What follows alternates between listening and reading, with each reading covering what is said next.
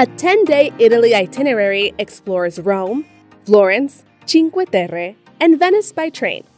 This video is perfect if you're a first-timer to Italy and want to see the best of the country. With just 10 days to explore these 4 iconic cities, you'll be able to see the best of them all. With ancient ruins in Rome, stunning art and architecture in Florence, stunning coastal views in the Cinque Terre, and winding canals in Venice, you'll experience all that Italy has to offer. We'll give you a detailed day-to-day itinerary covering the best things to do in each city, how to get around, and where to stay. We'll also provide tips on modifying the itinerary to meet your interests. Watch the entire video for all the details you need to plan the perfect train trip to Italy. But before we begin, make sure you've hit those like and subscribe buttons. Now, without any further ado, let's explore Rome, Florence, Cinque Terre, and Venice and their beauty and culture. Rome, the Eternal City, will be your first stop on your Italy itinerary, so make the most out of it by arriving early in the morning or even the night before. If you arrive on a red-eye flight in the morning, the first day can be challenging, so don't plan too much. After you drop off your luggage at your hotel, the afternoon is free for sightseeing in Rome. However, as you may be tired from your flight, it's best not to plan visits to the Vatican or Colosseum today. If you're feeling tired, take some time to relax and explore the city leisurely. There are several options for getting from Fiumicino Airport to Rome. You can take the bus, taxi, Uber, private transfer, or the Leonardo Express, with reaches Termini station in Rome every 30 minutes. The Leonardo Express runs every 15 to 30 minutes, takes 30 minutes to get to Rome, and costs €17.90 per person. Make sure you purchase your ticket at the station and validate it before boarding. This information will help you make the most of your time in Rome during your trip to Italy. On day 2 of your Italy itinerary, you will have the opportunity to visit 2 of Rome's most famous sites, the Colosseum and the Vatican. The Colosseum and Vatican City can be seen in any order. Still, starting with the Colosseum and ending at the Vatican is recommended to enjoy stunning views over Rome from St. Peter's Basilica. You can avoid crowds at the Vatican museums by taking an early morning tour before it officially opens.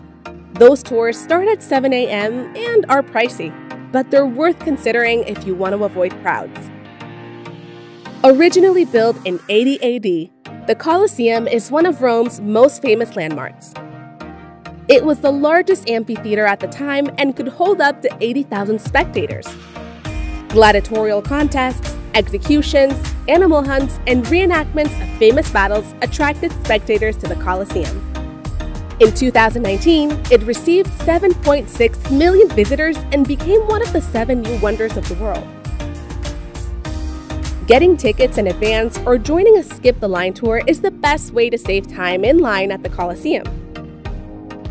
You may be able to bypass the main ticket lines if tickets are sold out for your dates of travel by getting in line for the audio guide.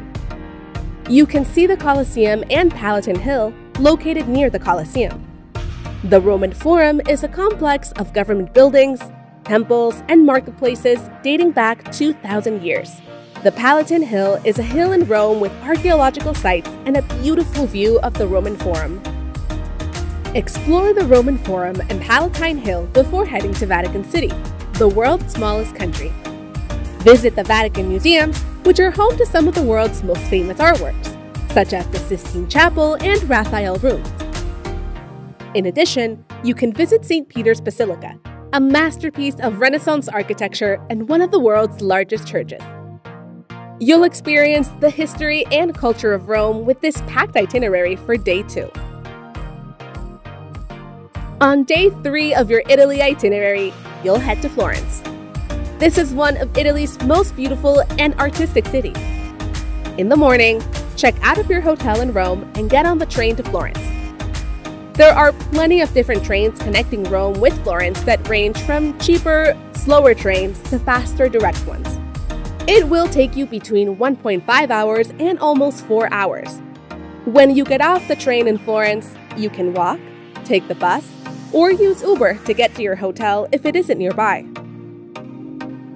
Throughout this 10-day Italy itinerary, you can visit Florence, home to the world-class art museums, shopping, and towers to climb for stunning views. This afternoon and the following day, you will have the chance to visit Florence.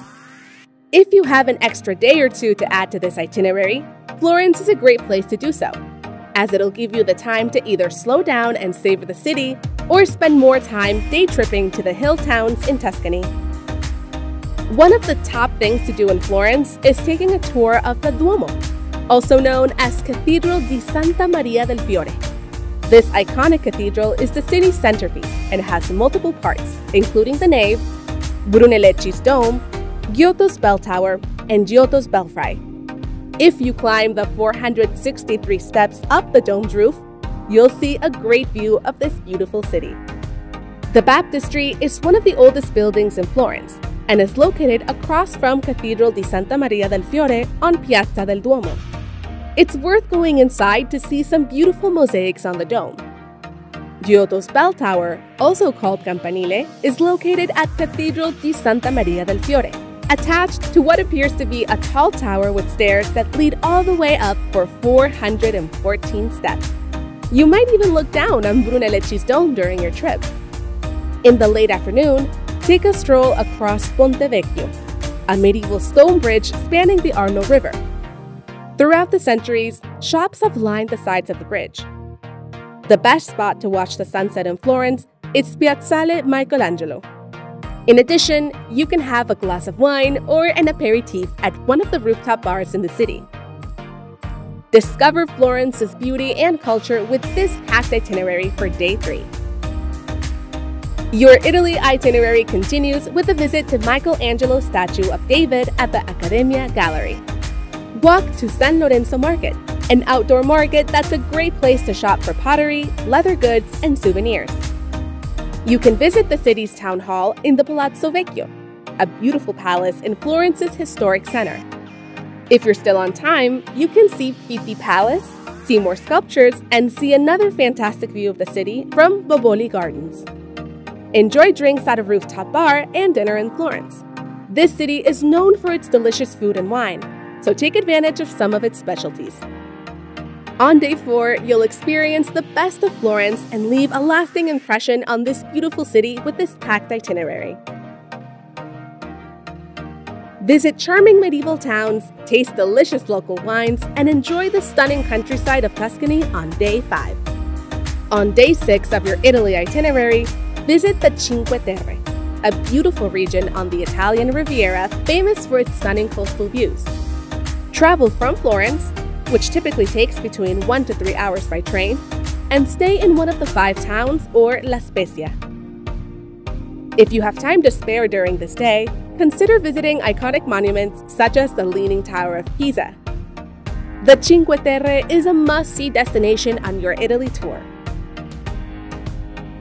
On Day 7, you'll explore the Cinque Terre either by train, boat, bus, or even by foot, whatever appeals to you the most.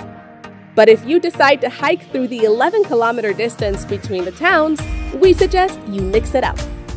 The train connects all 5 towns, and you can easily take it when tired of hiking. Otherwise, it'll take you 5 whole hours to be done with it. As you spend the day exploring, remember that the region has different coastlines and views. You can take a boat trip between towns or hike the coastal line trails to experience the stunning views. If hiking doesn't appeal, you can travel between cities on a train or guided tour. Your day will contain beautiful moments and memories of your time in this special place. Day 8 takes you to Venice, the city of canals and bridges. With its winding waterways and stunning architecture, Venice is unlike any other city you have ever seen. Take a gondola ride along the canals, visit St. Mark's Basilica, and wander through Venice's narrow streets on your last full day in Italy. On this day, you'll also have the option to visit Milan.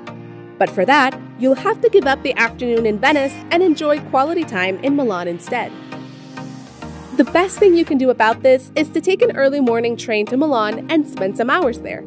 After that, you can take an afternoon train to Venice. On Day 9, you'll get to discover the beauty of Venice. To enjoy it to the fullest, make sure you wander the canals, drink some amazing coffee, and eat some local food.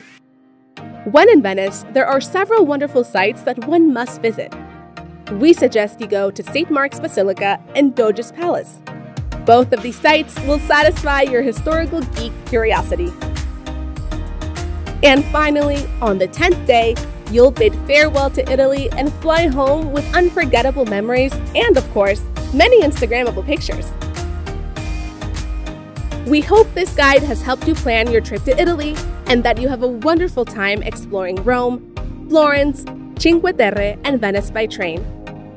If you like this video, take a second and hit the like and subscribe buttons. See you in the next one!